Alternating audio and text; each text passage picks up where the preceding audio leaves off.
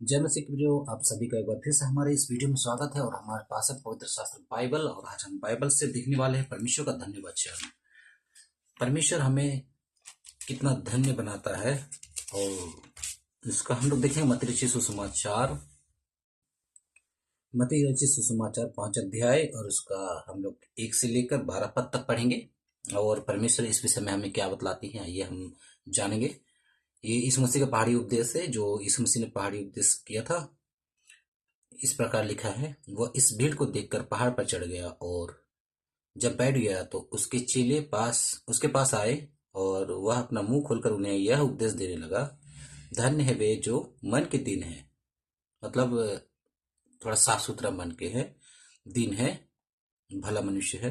तो यहाँ पर लिखा, धन्य है जो मनुष्य मन के दीन है, क्योंकि स्वर्ग राज्य उन्हीं का है। धन्य है जो शोक करते हैं, क्योंकि वह शांति पाएंगे।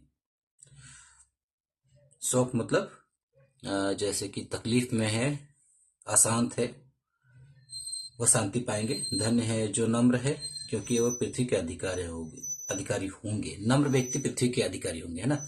नम्र जो एकदम नम्र है, नम्र स्वभाव, किसी से मतलब गाली गलौज नहीं करना, किसी से मतलब भेदभाव नहीं करना, ऊंचा आवाज में नहीं बोलना, नम्र व्यक्ति है ना। नम्र है, पृथ्वी के अधिकारी होंगे। धन्य है जो धर्म के भूखे और प्यासी हैं, क्योंकि वह तृप्त किए जाएंगे। आज हम धर्म के लिए, अगर भूखा है मेरे अंदर में, धर्म के लिए भूखे, मैं रात दिन प्रार्थना करता हूँ, बाइबल पढ़ता हूँ, तो उसके विषय में परमेश्वर का वचन क्या कह रहा है। 6 पद में, धन्य है जो धर्म के भूखे प्यासे हैं, वे तृप्त किए जाएंगे, है ना।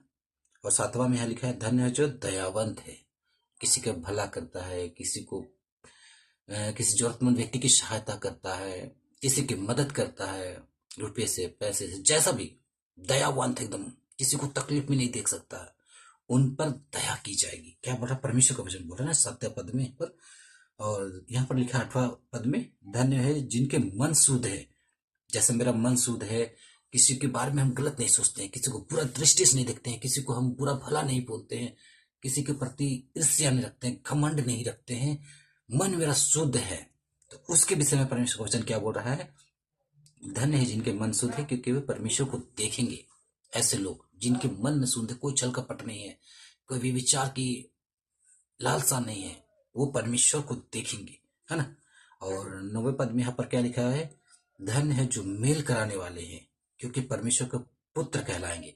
अभी यीशु मसीह ने हमें ईश्वर पिता से जोड़ा, उसी प्रकार से अगर हम संसार में जाकर लोगों को परमेश्वर के पास लाते हैं, उनको वचन सुनाते हैं, परमेश्वर से मेल कराते हैं, तो हम परमेश्वर के पुत्र कहलाएंगे। और परमेश्वर का पुत्र होने का अधिकार हमें यीशु मसीह दिलाता है ना। आगे 10वां पद में लिखा है, धन्य है जो धर्म के कारण सताए जाते हैं। आप अगर कहीं किसी को सुसमाचार सुना रहे हैं, आपको सताया जा रहा है, बहुत कठिन हो रहा है, बहुत तकलीफ है, तो उसके विषय में 10वां पद में यहाँ पर परमेश्वर का वचन कह रहा है, धन्य है वे जो धर्म के कारण सताए जाते हैं, क्योंकि स्वर्ग राज उन्हीं का है। जिस प्रकार से यीशु मसीह को सताया, उस प्रकार से अगर यीशु मसीह के लिए आपको सताता है, तो स्वर्ग राज आपका है ना। यहाँ 10वां पद में लिखा है। 11वां पद में क्या लिख रहा है, धन्य हो तुम जब मनुष्य मेरे कारण तुम्हारी निंदा करे और सताए, और झूठ बोल बोलकर तुम्हारे विरोध में सब प्रकार की बुरी बातें कहे। किसके प्रति? यीशु मसीह के लिए। अगर तुम इतनी कुछ सह रहे हो, उसके लिए निंदा, शिकायत, हर प्रकार से जो तुम्हें लोग सता रहे हैं, परेशान कर रहे हैं, सब कुछ सह रहे हो, और उसके मार्ग में चल रहे हो, और उसका काम कर रहे हो, तो यहाँ पर 11 पद में क्या बोल रहा है, धन्य हो तुम जब मनुष्य मेरे कारण तुम्हारी निंदा करे और सताए, झूठ बोल बोलकर सब तुम्हारे विरोध में सब प्रकार की बुरी बातें कहे। तब यीशु मसीह 12वें पद में क्या बोल रहे हैं, आनंदित और मगन होना, क्योंकि तुम्हारे लिए स्वर्ग में बड़ा फल है, इसलिए कि उन्होंने उन भविष्यवक्ता को जो तुमसे पहले थे इसी रीति से सताया था। देखिए परमेश्वर का धन्य वचन कितना अद्भुत है। यहाँ पहले पद में यीशु मसीह ने कहा मुंह खोलकर, तीसरा पद में धन्य है जो मन के दीन है। चौथा में कहा धन्य है जो शोक करते हैं, धन्य है वो जो नम्र है। 5वां पद में धन्य है जो धर्म के भूखे प्यासे हैं। 7वां में धन्य है दयावंत है। 8वां में धन्य जिनके मन शुद्ध है। 9वां में धन्य है जो मेल कराने वाले हैं।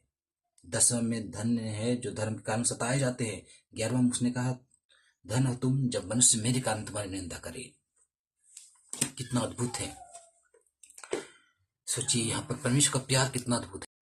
यूहन्ना रचित सुसमाचार 3:16 में प्रभु यीशु मसीह का यह वाणी है, नए नियम में से है और इसे मैं पढ़ रहा हूँ। परमेश्वर हमसे कितना प्यार करते हैं। यूहन्ना 3:16 में इस प्रकार लिखा है, क्योंकि परमेश्वर ने जगत से ऐसा प्रेम रखा कि उसने अपना इकलौता पुत्र दे दिया, ताकि जो कोई उस पर विश्वास करे वो नाश ना हो परंतु वो अनंत जीवन पाए।